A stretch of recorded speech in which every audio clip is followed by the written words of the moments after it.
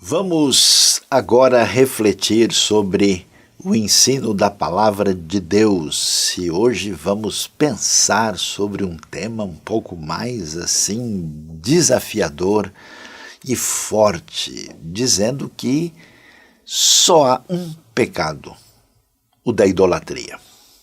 E para isso vamos ver o que a Bíblia nos apresenta no livro de Oséias, no capítulo 13. Acompanhe comigo e aí para refletir sobre a palavra divina. Oséias 13, a partir do verso 1 diz: Quando Efraim falava, os homens tremiam, ele era exaltado em Israel, mas tornou-se culpado da adoração a Baal. E começou a morrer. Agora eles pecam cada vez mais com sua prata, fazem ídolos de metal para si, imagens modeladas com muita inteligência, todas elas obras de artesãos, dizem desse povo. Eles oferecem sacrifício humano e beijam os ídolos feitos em forma de bezerro.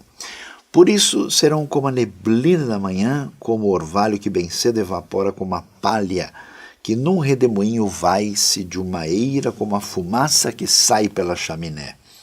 Mas eu sou o Senhor, o seu Deus, desde a terra do Egito. Vocês não reconhecerão nenhum outro Deus além de mim, nenhum outro Salvador. Eu cuidarei de vocês no deserto, naquela terra de calor ardente.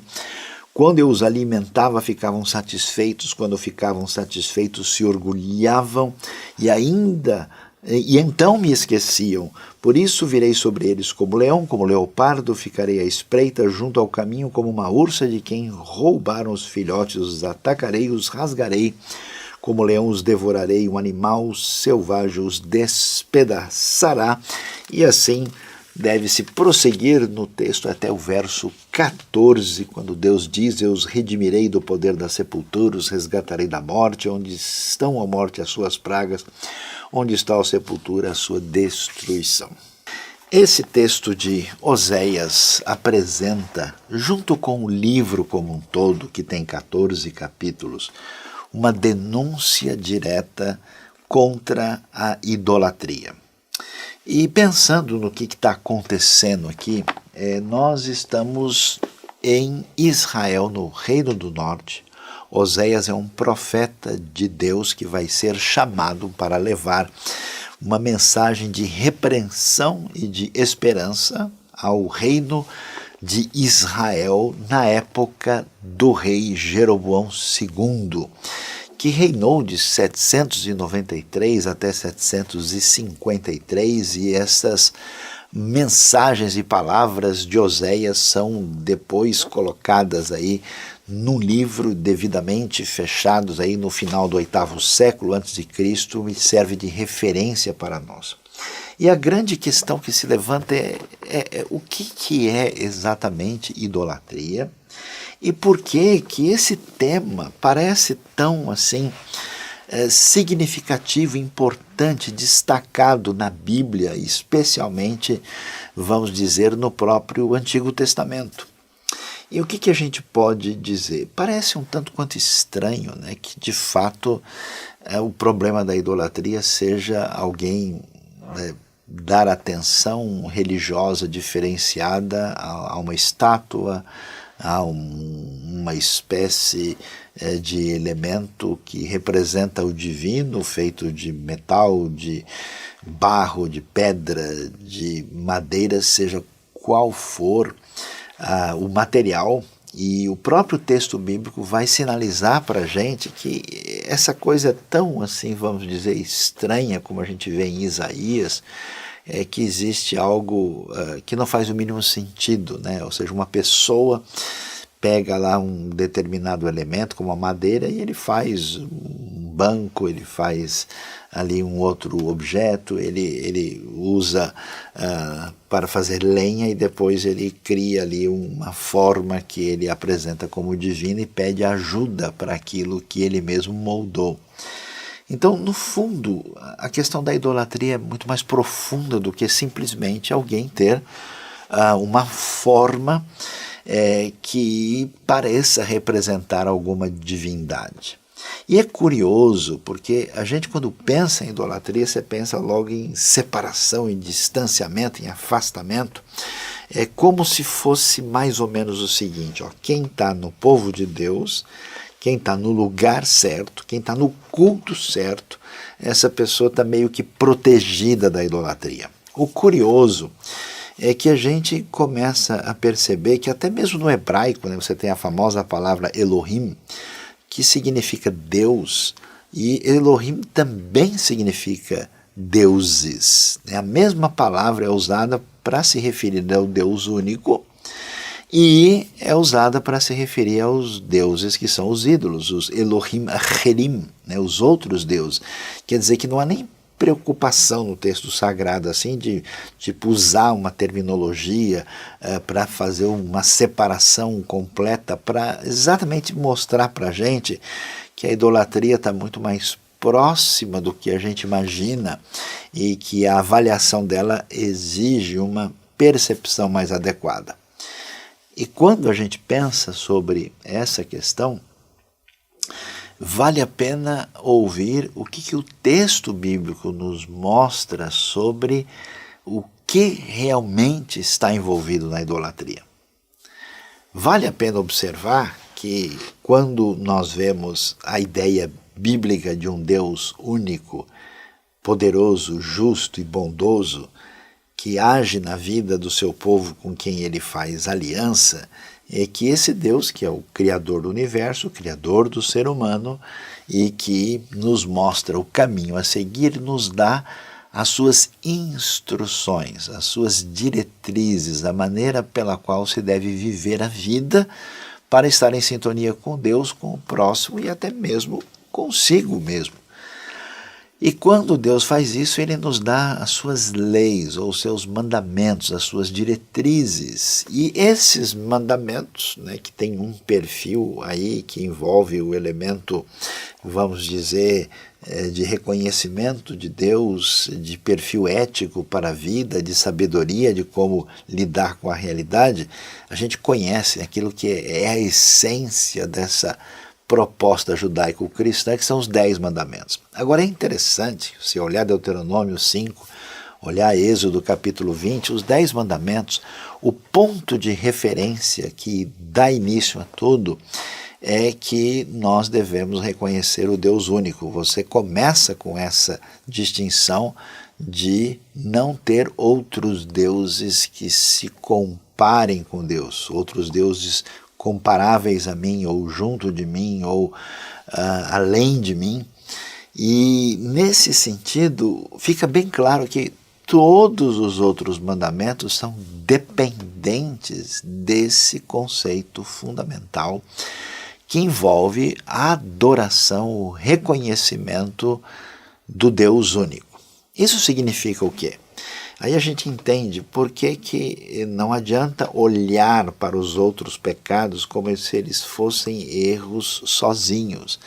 Quando a gente afasta-se de Deus e entra naquilo que tecnicamente a gente pode chamar de idolatria, nós abrimos a porta para todos os demais pecados, que em última instância todo pecado só é pecado na sua relação com Deus.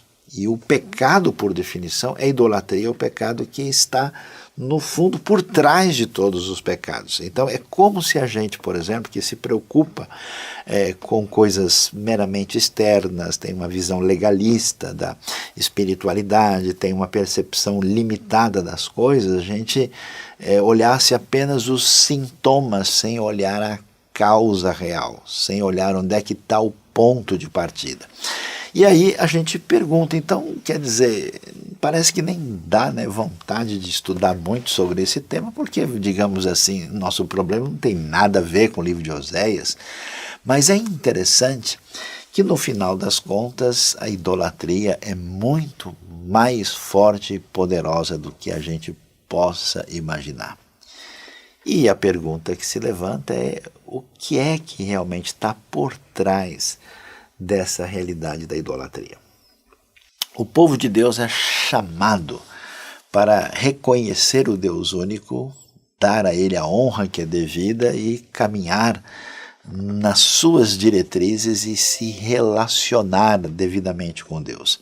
E essa proposta se traduz no caminho da missão. Esse povo, então, deve mostrar, né, a realidade do Deus único aos outros povos e, num certo sentido, a idolatria é o caminho da antimissão. É uma proposta que entra em confronto, em oposição, de maneira totalmente contraditória, né, confrontadora em relação a isso. E é curioso porque a gente vai olhar a história israelita no Antigo Testamento. O tempo todo a discussão é, olha, vocês estão deixando a Deus, estão indo atrás dos outros deuses. E sempre há um chamado a esse retorno a Deus, e isso tem um destaque maior aqui. Então observe o texto, né, vai nos dizer que eles tornaram-se culpados porque foram atrás da adoração a Baal. E assim Israel começa a morrer.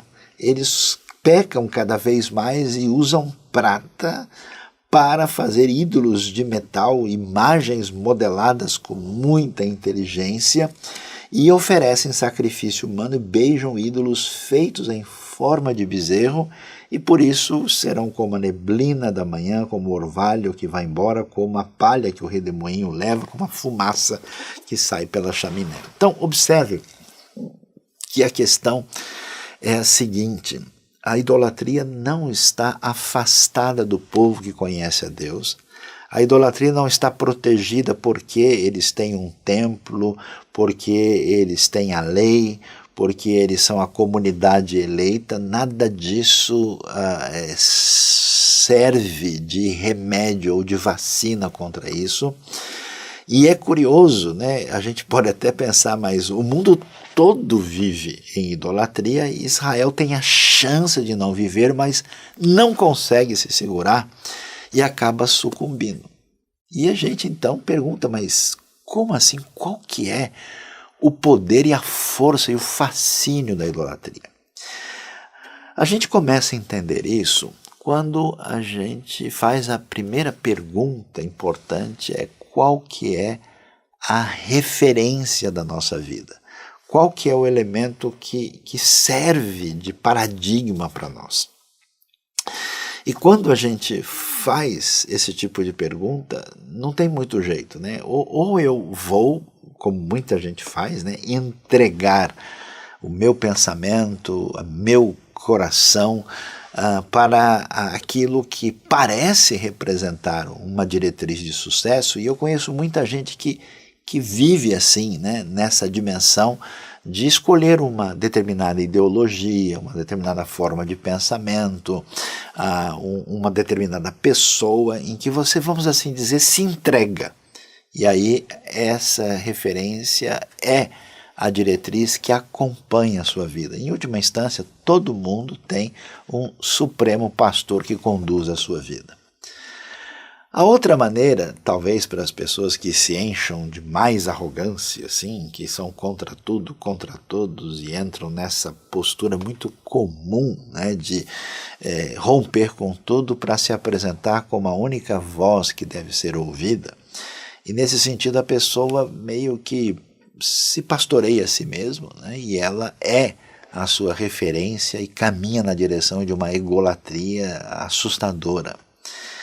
E a proposta bíblica é, olha, existe um Deus único, um Deus soberano e poderoso, ele agiu na história, ele fez aliança com Israel e ele apresenta a sua diretriz. E o que acontece quando a gente entra num caminho de idolatria? Nós desconfiamos de Deus, das suas propostas, da sua palavra, das suas diretrizes, e é interessante como o coração humano de fato vai numa direção, a gente percebe isso, né?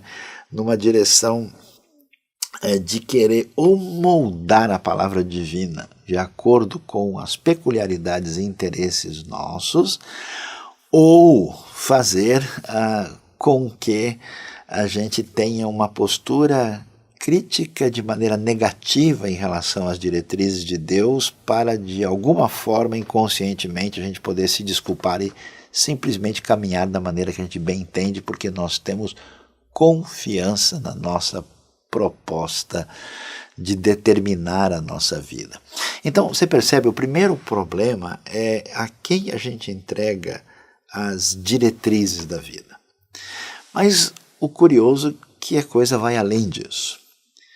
Quando a gente olha para a questão da idolatria, a gente percebe que não é uma discussão meramente filosófica ou ideológica, ela é mais profunda. E como é que ela funciona?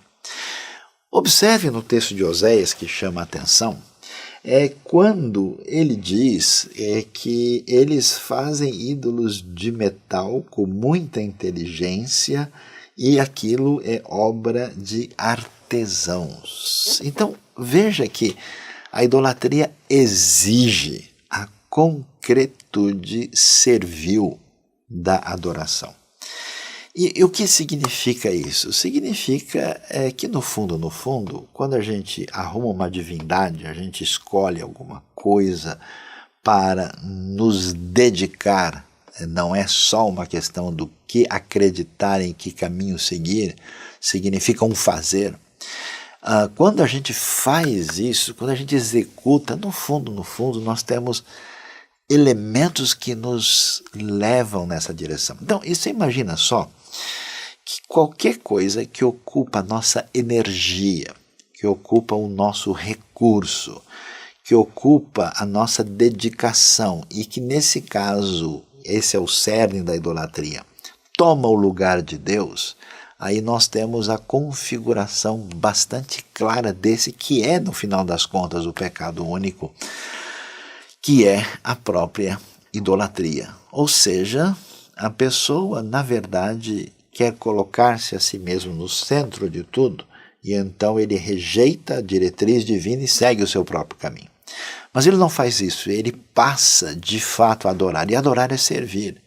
Por isso ele gasta o seu talento, a sua arte, a sua capacidade, ele gasta tudo que ele pode para executar o seu projeto, porque na verdade, como bem disse Isaías, o ídolo não é nada. Então por que as pessoas adoravam os ídolos? Pelo seu significado, pelo seu valor social, por aquilo que envolvia elementos que estão no profundo da pessoa. E olha que coisa interessante, a gente percebe que esse potencial idólatra, que é a marca registrada do coração não atingido, não curado por Deus, é capaz de transformar qualquer coisa em ídolo. É interessante isso porque é como aquela antiga história grega do rei Midas, né? Tudo que a pessoa toca vira ouro e depois o que ele vai fazer? Não consegue nem comer porque tudo vira ouro. Então tudo que a gente toca vira ídolo. Veja que uma denominação evangélica vira um ídolo na vida de uma pessoa. Um determinado corpo de doutrinas pode se tornar para aquela pessoa algo que toma, na verdade, o lugar de Deus.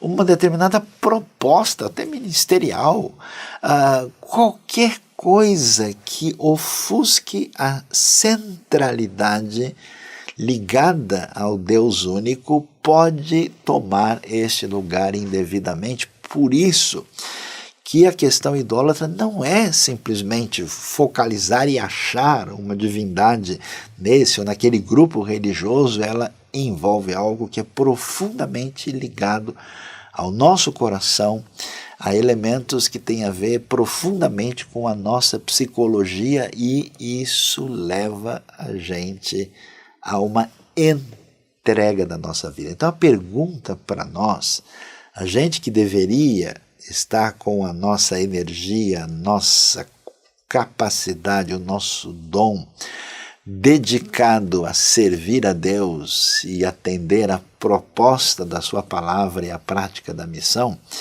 a pergunta é onde é que de fato está a energia maior do nosso coração. Você já reparou como existe às vezes um fanatismo das pessoas, né, por certas coisas que até não são ruins, são razoáveis, mas elas ocupam um lugar desequilibrado desequilibrado na vida da pessoa e, consequentemente, se tornam ídolos. Assim que a gente vê na própria caminhada da cristandade, né? Como o ritual se torna mais importante do que tudo, como o ambiente de adoração se torna mais importante até do que as próprias pessoas que estão lá, como determinados ensinamentos que têm valor, mas acabam sendo motivo até mesmo de beligerância e ódio. Quer dizer, é claro que isso está fora do lugar. E é interessante que a coisa é mais profunda ainda. Por quê? Porque vejam que o nível de dedicação que essa idolatria vai estar presente na crítica de Oséias, que eles oferecem sacrifício humano e beijam os ídolos feitos em forma de bezerro. E aí vem o terceiro elemento que configura a idolatria. Ou seja, a idolatria envolve referência e pensamento que a gente entende sobre Deus e como a gente dirige a nossa vida sob os seus princípios ou não. Ela envolve uma prática, uma entrega, uma confecção daquilo que as nossas mãos e os nossos dons podem fazer. Mas ela envolve um nível mais profundo, que é a dedicação afetiva do nosso coração. É curioso porque os ídolos, eles não só exigiam que você vá lá e pague a sua, vamos dizer, dívida religiosa. Os ídolos não exigiam simplesmente que você fizesse um ritual. A coisa era muito mais intensa, envolvia uma dedicação profunda. Por isso é tão impressionante que essa entrega chega ao ponto, numa espiritualidade distorcida e doentia, geralmente dominada por medo, por culpa e por manipulação emocional, em que as pessoas, de fato, como a gente vê na história humana e mencionaram na Bíblia, chegavam ao ponto de fazer sacrifício humano. Quer dizer, você espera o contato com Deus e com a sua direção da vida para que a nossa vida seja abençoada, e você termina matando pessoas e oferecendo gente assassinada para a divindade. Que nível de loucura isso pode chegar? E é interessante que eles vão e eles beijam, né? Quer dizer, o beijar, essa expressão concreta afetiva aparece aqui, e a gente vai ver onde é que está o centro, o foco da nossa relação com Deus. Onde é que está o ponto essencial que diz respeito à oposição à idolatria ou à entrega a ela? Tem a ver com a afetividade do nosso coração. Então é muito interessante que quando a gente foge de Deus e se deixa ser levado por um caminho de idolatria, a gente vai exatamente nessa direção em que a nossa conexão com Deus se dá apenas por fazer certas coisas porque elas são certas. Fazer certas coisas porque, afinal de contas, Deus determinou assim. Fazer certas coisas porque, afinal de contas, essa é a doutrina. Fazer certas coisas, afinal de contas, porque nós somos cristãos. Fazer certas coisas porque é desse jeito e ponto final. Mas a proposta da Bíblia, desde o início, desde o próprio caminho que aparece lá no Deuteronômio, é que Deus quer que nós venhamos a amá-lo.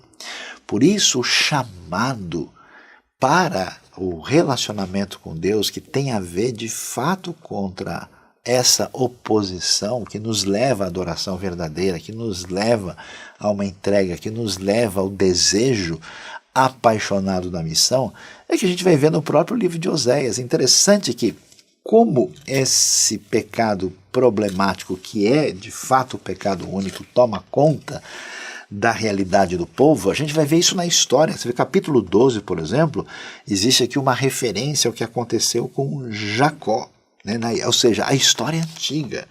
Aí a gente vai mais aqui para frente, no próprio capítulo 13, nós vemos uma referência a que aconteceu com a escolha do rei Saul. Quer dizer, a história está marcada por isso, e quando você lê Oséias como um todo, você vê, olha, essa situação atingiu os sacerdotes, atingiu os governantes, ela trouxe uma injustiça social total. Esse é o drama do mundo. Eles querem curar as chagas da sociedade, esquecendo-se de Deus. Querem construir uma realidade de felicidade sem dar àquele que é o grande Senhor da graça, do poder e da misericórdia o seu devido lugar e submeter-se à sua sabedoria.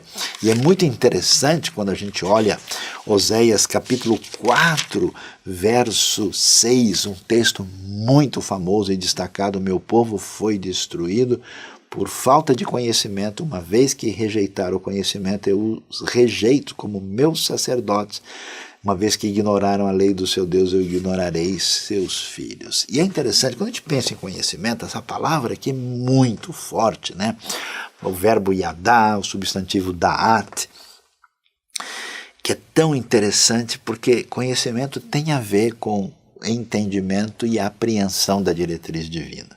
Mas é mais profundo que isso. O conhecimento envolve a ideia de obediência e envolve a ideia de relacionamento com Deus. Por isso, o que nos tira, nos livra desse caminho de idolatria é um despertamento da consciência de que esse caminho de autonomia, primeiro, é loucura. Como é que eu, diante do vasto mundo e universo, com toda essa diversidade que mal eu toco com o meu entendimento, os mistérios que atingem a minha própria vida, como é que eu tenho coragem de achar que eu de fato tenho condição de seguir sozinho com minha própria sabedoria e minha força?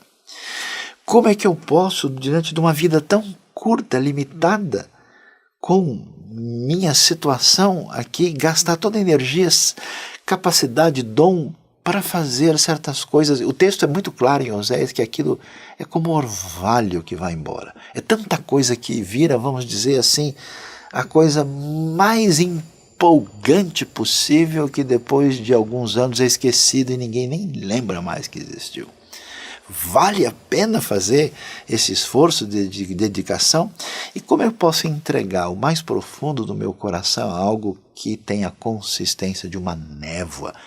Quanta coisa na direção errada é verdadeiro desperdício, por isso é idolatria, uma grande loucura. Por isso é interessante o caminho contra a idolatria. É fascinante, é extraordinário. E a gente vai ver isso quando a gente chega no capítulo 14 de Oséias. Olha que coisa! Volte, ó Israel, para o Senhor, o seu Deus. Seus pecados causaram sua queda. Prepare o que vão dizer e voltem para o Senhor. Peçam-lhe, perdoe todos os nossos pecados e por misericórdia recebe-nos, para que te ofereçamos o fruto dos nossos lábios. O engano deles de acreditar na Síria e no Egito como poder que pode ajudá-los. A Síria não nos pode salvar, não montaremos cavalos de guerra, nunca mais diremos nossos deuses aquilo que as nossas próprias mãos fizeram, porque tu amas o órfão. E aí Deus diz: eu curarei a infidelidade deles e os amarei de todo o meu coração, pois a minha ira desviou-se deles. É impressionante. Deus se compara ao marido cuja esposa se perdeu totalmente numa relação de promiscuidade, de imoralidade total. E Deus vai atrás, assim como acontece no casamento de Oséias, para trazer de volta essa esposa que caiu nesse lugar. Por isso, quando você se afasta de Deus na sua idolatria, você quer amor, você quer direção, você quer alguma coisa para sustentar o seu ser, o seu coração, mas isso não dará sustentação. Por isso, o amor de Deus, a graça poderosa, o agir divino nos convida a essa nova paixão dos Deus que nos perdoa, nos ama e nos dá direção. Então hoje é dia de entender que o foco de tudo aquilo que nos prejudica é apenas uma coisa: Deus não ter o lugar devido na nossa vida, na nossa prática e principalmente no nosso coração. E que Ele nos abençoe nesse dia tão especial. Amém.